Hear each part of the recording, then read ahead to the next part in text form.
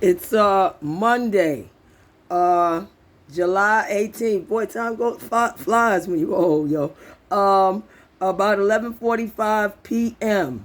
Yo, and I want to say this because I want to make this shit real clear so we can skip right past all the bullshit. Because I know how you motherfuckers is on the internet. I know how you motherfuckers is on social media, even though that's not really my cup of tea. The only reason I even got on Facebook to begin with was to honor my murdered sister. Because that's not really what I prefer to do with my time. But I understand, you know what I'm saying? The internet, social media, all that shit, it has its benefits. It's a tool. It has its benefits and it has its drawbacks. And you know, it can be an asset or it can be a liability. It can be something positive or something negative, whatever the fact. And I know how y'all will do. Y'all will get out there and motherfuckers will try to start bullshit about me. Like, oh, she thinks she's a motherfucking drug enforcement DEA, or she's trying to motherfucking stand against this gang, that gang, whatever gang. Yo, let me make it real clear so y'all can know right out my mouth what I stand against, okay? I stand against corrupt predators preying on women and children, okay? I was one, my murdered sister was one, poor Jason Perez around the corner was one, poor Junior Guzman was one, that poor female Latino officer. Like I said, I'm not even against all popo, just the corrupt motherfuckers. Because I remember the ones from September 11th. Yo, my Aunt Doris Randolph worked in that building. And my cousin Khalid Joyner worked in that building. But lucky neither one of them was there in the building that day. My aunt was taking my oldest son, Christopher, to a doctor's appointment. Because I told y'all way back in the day, 20-something years ago, I was fucked up. I wasn't responsible and doing right. You understand? And my aunt stepped in with my oldest son. She raised him like a prince. Go to Bradhurst or 8th Ave, 151, 152, or 150, and just mention my aunt named Doris Randolph. They'll tell you she's an OG. Her fucking knot that she carried every day was big enough. It was like my wallet of my cards and my business. That was her knot. Like a fucking wallet. That's how big her knot was. She made so much fucking money. I ain't even go into it. She left my son an inheritance because she adopted him. And I let her do it because I didn't want to fight her for custody. She had all the money. She had been clean and sober for 20-something years. Or I don't know, 15 years when she got my son. But what people didn't know, people in the family or nowhere don't know, except one or two, was that I took care of Doris's son when I was a little kid. When Doris was fucked up in the game on heroin and doing all kind of things, drug dealing, selling her ass, living with a madam. You know, don't make me go into all of that fucking shit because I will. See? But the young people in the family and even the older ones who know, they don't care. And the young ones don't know. But I could pull out the photo. It's right there on my Cheryl Smile like page of me, 10 years old, babysitting 4 of my family members. My little sister, Cheryl, my little cousin Malika, my cousin Khalid was riding shotgun, the one who used to work at the World Trade Center, but he was not there that day when it happened. Okay? And my little cousin Barry, who was an infant sitting on my fucking lap. I was 10 years old, taking care of babysitting 4 kids. That's how responsible I fucking was. So, to any of you motherfuckers, that's why I give you receipts. Carry your ass over there to 8th Ave, Bradhurst, 151, 152. My aunt lived at 214 Bradhurst. Or was it 219? I believe it's 214 Bradhurst. Yo, and I mentioned my aunt Doris Randolph, her son Barry. Her other son she raised, Christopher, who was not her son, you know, but she raised him. He was family. And her niece, Crystal, crazy Crystal. No, I'm just playing. Crystal. They'll say something like that behind my back, but never to my face. You know what I'm saying? Because they had a lot of misinformation about me too. I don't give a fuck. But you know, fact is fact. Truth is truth. Even a broke clock is right twice a day. You know what I'm saying? Yo, so it's whatever. But as far as the shit y'all would try to put out about me, about, oh, well, she thinks she's taking on gangs and gang banging and this. No, I ain't taking on none of that. I never have.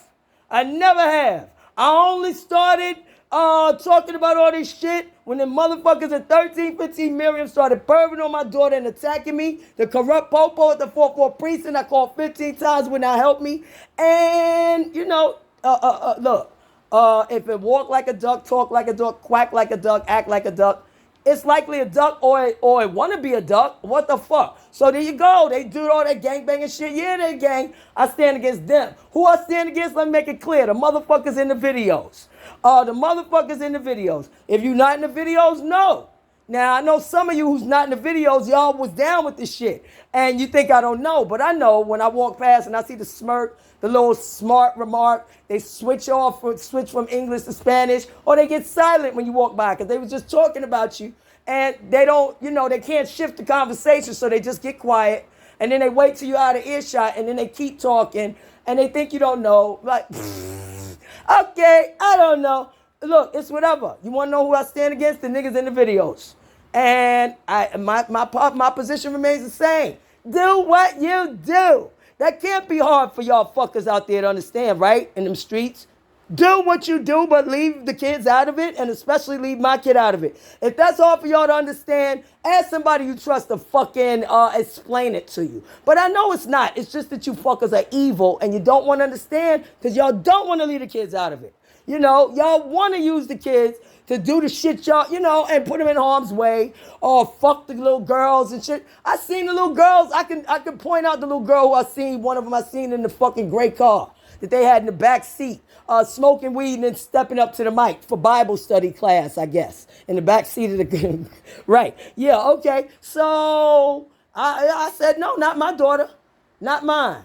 And if y'all had a problem with that, then come see me and tell me all about it. But do me a favor, first look at the videos and tell me if they did that to your daughter or did that to your lady who was just telling them, look, stop perving on my daughter. And all they had to do was step away from the window or even turn their back. I would have been happy if they just turned their back so they was never looking at her at the window. I'd have been happy with that, yo. They couldn't even do that.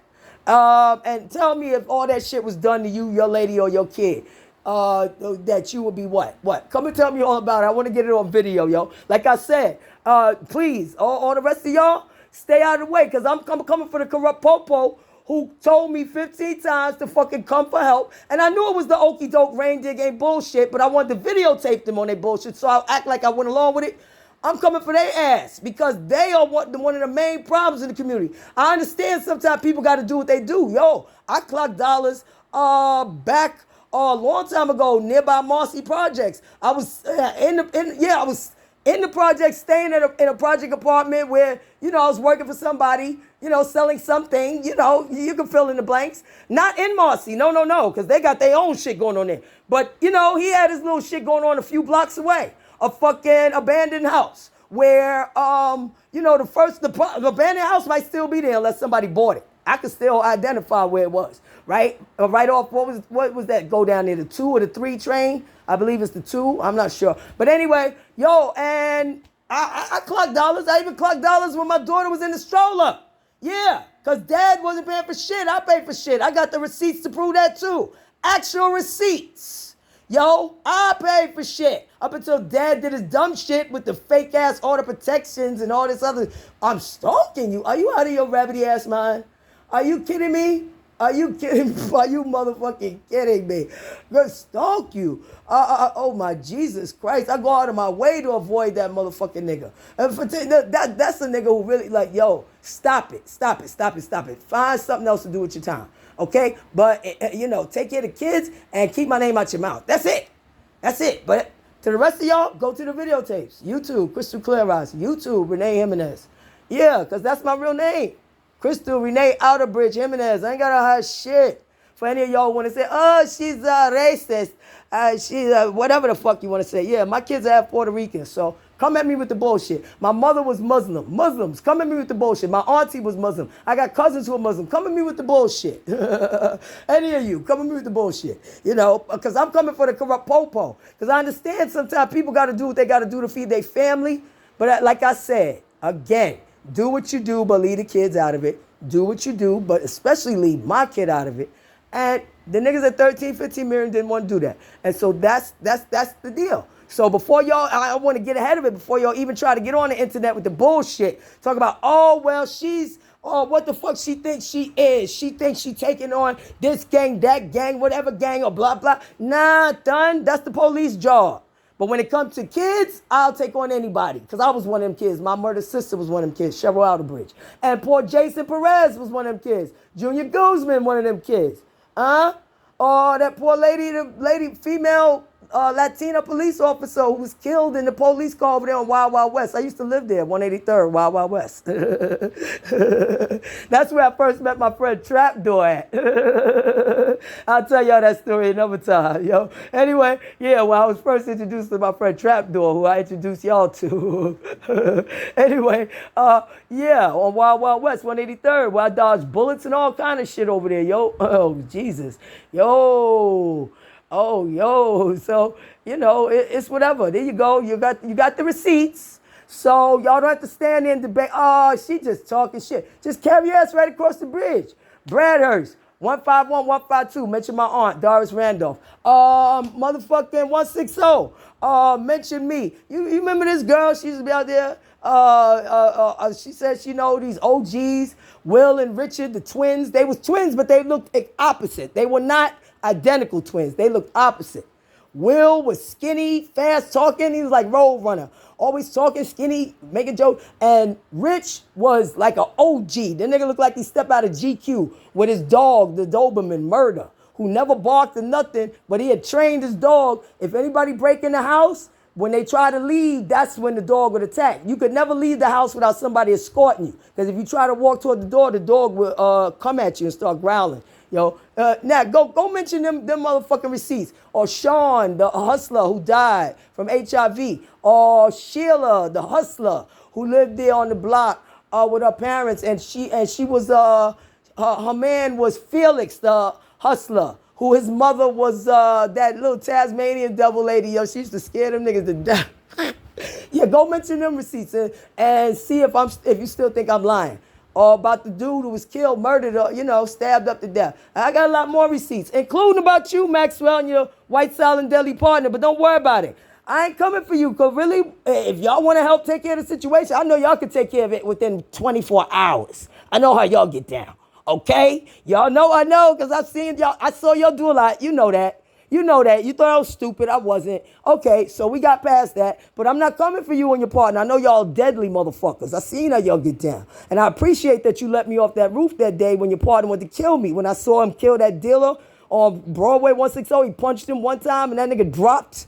You know what I'm saying? When he caught me, y'all caught me and him up there doing a little hand-to-hand deal, you know? And, okay, so look, we can cut the bullshit. I ain't coming for you and your partner, Maxwell, because I know y'all deadly motherfuckers. But if y'all want to look at the videos, see how your amateur hour corrupt officers at the 4-4 precinct actually not only mishandled, just didn't give a fuck. They must have thought it was funny, because they would always come to help them, the gangbangers, but they would leave me at their mercy 15 times. Come on, I ain't even got to tell you, Maxwell. You know that's total violation. And you know what you would have done and your white partner, silent white deadly partner, would have done if a motherfucker had violated your family in any way like that, even one time. Y'all would have took him right the fuck out, period.